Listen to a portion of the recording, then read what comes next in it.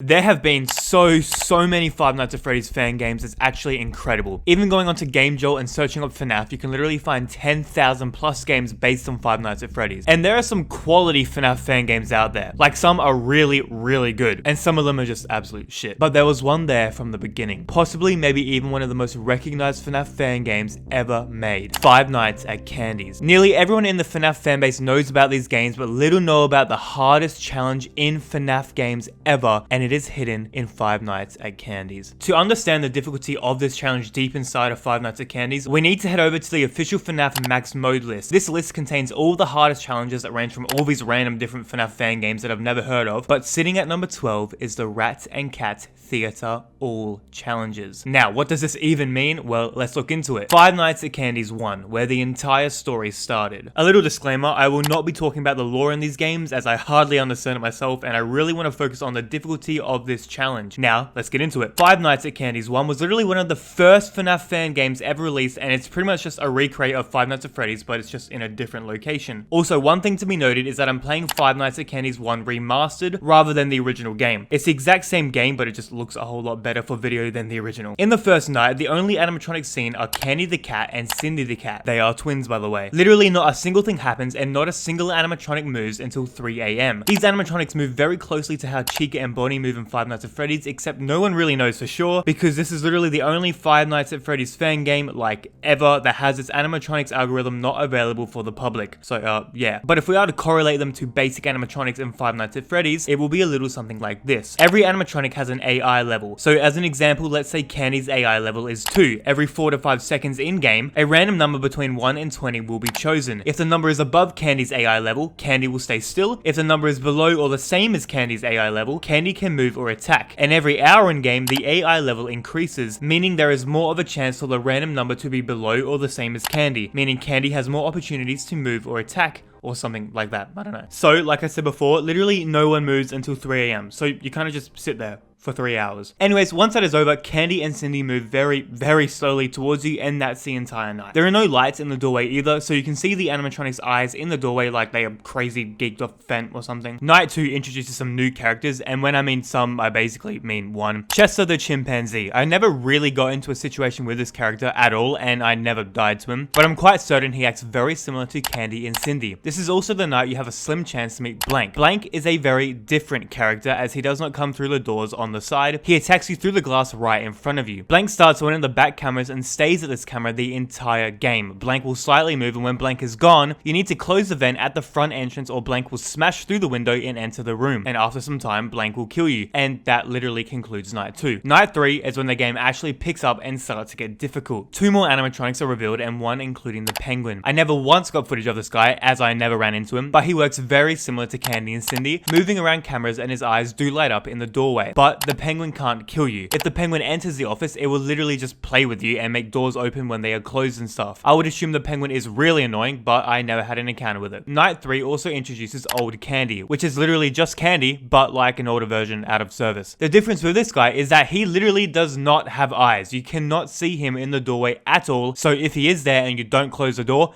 you're fucked. You need to follow him through the cameras to make sure he isn't at your door, and you will also have to be looking out for Blank as well, because if he's gone, you're dead as well. Night 4 is when shit gets serious. It's the exact same night as Night 3, but Old Candy is much more prominent because in Night 3, he doesn't ever show up, but in this night, it's all about Old Candy, so lock in. The penguin is also guaranteed to have an appearance at your door this night as well. And then Night 5 is the ultimate end of it all, with all the animatronics being very aggressive. You need to keep eyes open for Old Candy and Blank, while also making sure no other animatronic enters your room. It's tough and it's stressful, so you need to have good practice and be locked in the entire time. Also, this night, one more animatronic is added to end it all. The Rat. This character is extremely important, so don't forget it. The Rat is the exact same as Old Candy pretty much, moves in the cameras, and has no eyes to see in the doorway.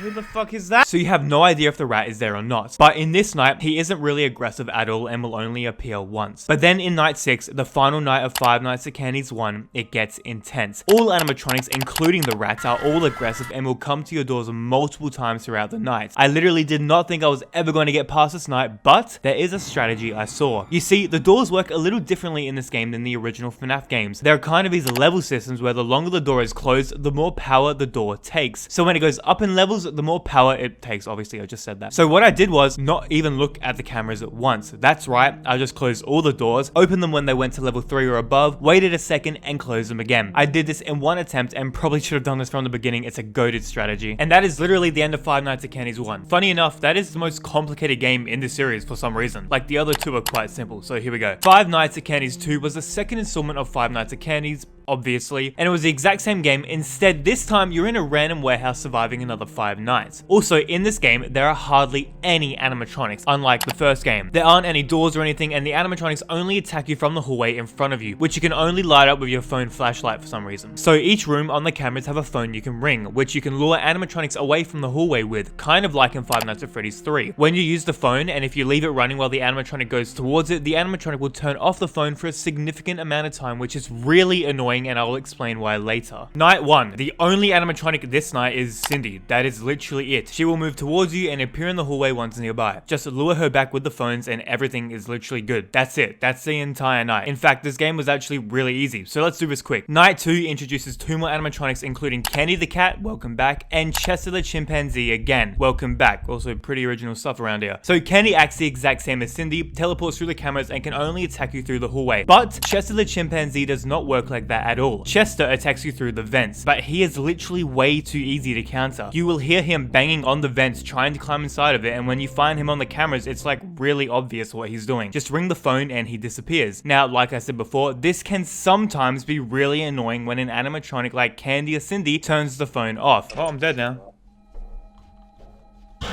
Because then you literally can't stop Chester and you're dead no matter what, rip. So that's night 2, pretty simple as well. I would also like to mention that I may be missing some things from my playthrough as I genuinely hardly ever died, so I may miss some characters in these games. Night 3 introduces Blank once again, who kind of did nothing on my playthrough as well of this game. I saw him on some of the cameras, but as like most of the other animatronics, I just lured him away with the phone, and that was all. This night also introduces the Phantom Penguin, which doesn't do too much, but when exploring the cameras, you may come across it on your screen. And if you don't flick away right away, your whole camera system will shut down and you need to reboot it up, meaning you can't lure any animatronics away while it's rebooting. Night 4 was the exact same thing for me, except all the animatronics are now a ton more active and aggressive, making the entire game harder. Also, this is the only night I died to Chester since a stupid ass animatronic turned it off and I couldn't lure Chester away, and it pissed me off so much. And that's also literally the entire night. For me at least, pretty much the same as night 3, but much, much harder. Night 5 in my experience was the exact same as night 4, but a lot harder once again. Also, Blank for some reason was on my ass 24/7 this night, like he would not give me a break. And finally, night 6. And this night is very different from the others, and thank God, because it was becoming very repetitive. Night 6 removes every single animatronic you have met so far in this game, and the only animatronics active are the rat, similar to Five Nights at Candy's 1, and the cat, who looks very similar to the rat and is just as important overall, so remember this guy as well. The rat does the exact same things as the regular animatronics and moves towards the player through the cameras, but can also do the same thing as a withered penguin can do, and that's crash your entire camera system if you look at him too long. Now, you may be thinking that's okay though, because no one is going to climb through the vents because Chester isn't here. Wrong. The cat can climb through the vent just as Chester and can still move towards you through the cameras into the hallway. Also, the rat and cat move insanely fast, so you need to be on your top game the entire time. I did it on my first try. And that's Five Nights at Candy's 2. In my opinion, I think this was kind of the worst game in the franchise. It just seemed really repetitive, and it just seemed like there weren't many animatronics to be aware of while playing. Moving on. Five Nights at Candy's 3, the final one. Now, Five Nights at Candy's 3 was extremely simple, and you're gonna see why. So this game is set in a child's bedroom like Five Nights at Freddy's 4, and just like in Five Nights at Freddy's 4, you can turn around to the other side of the bed. Here, we can find a tape recorder that will play calm tunes for some time, and while the tape recorder is playing, time will be passed by twice as fast. It's actually kind of goated. But other than that, the only animatronic in night 1 is the rat, same as the other games. He will come from any of the 3 entrances into your bedroom, and if you don't shine your torch at him fast enough, he will enter your room and you have to fight him off with your lights. He will move around and dodge your flashlight, so it's kind of like an aim lab session, to be honest. After some time of shining the light into the rat's eyes, he will go under your bed and you need to look under there, see which side he is on, get back up and look the other way. And then he will come out of under the bed, and then you need to shine the light into his eyes again, and he runs off and restarts his cycle. When the tape player ends its recording, you will need to turn around again and reset it, and after waiting some time again while it's resetting, you can play it again. And that is night 1 and night 2 in its entirety. Only difference is that the rat becomes more aggressive, and that's it. And the only other animatronic in this game is found in night 3, the cat, as the same as before. The cat is a little different, as the cat will only appear from one side of the bed and slowly rise up, and you just need to shine your flashlight into the cat's eyes and he goes back down. That is literally it. And they make it so easy because the cat takes like the entire night to get to you. Night 4 is just the same as night 3, except the rat and cat are more aggressive, and the same as night 5. For some reason, this game was the easiest of all of them because it was just the same thing on and on again. But night 6 spices it up a little as a whole new character comes in, Vinny. Vinny is like the rat, but on an unhealthy amount of steroids. Vinny does not give you a break, and instead of fighting him off once with your flashlight, he runs around the entire room multiple times, and you need to fight him off multiple times. He is not fun, and he is genuinely hard, but your boy did it, of course. Vinny down.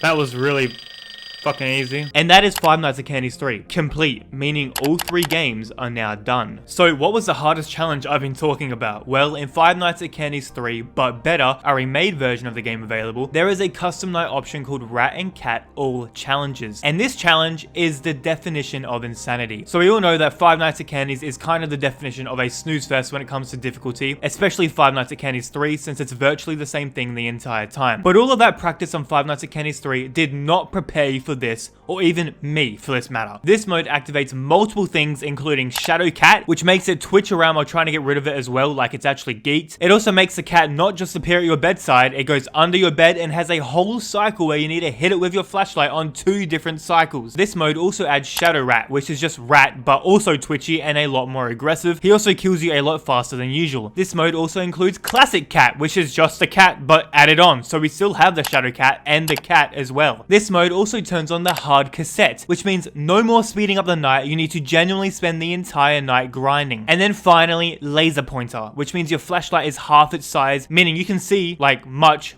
less, and it is so much harder to hit those flashlight shots on the rat and cat. Also, just another thing to point out is that all of these animatronics are all on nightmare mode as well, meaning they are the most aggressive they have ever been, and you never ever get a break. I think it's also important to know that only 38 people have completed this. Like, what the fuck? That's like the same amount of people in my school classroom when I was in school. And to think that only that amount of people have completed this challenge is just insane. So how did I do? Well, Guess what? Clap them.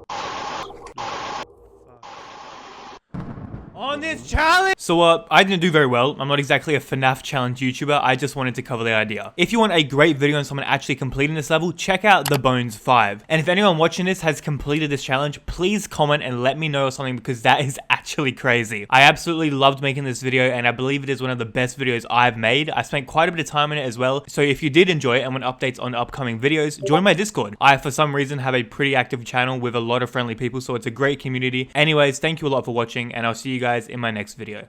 Adios.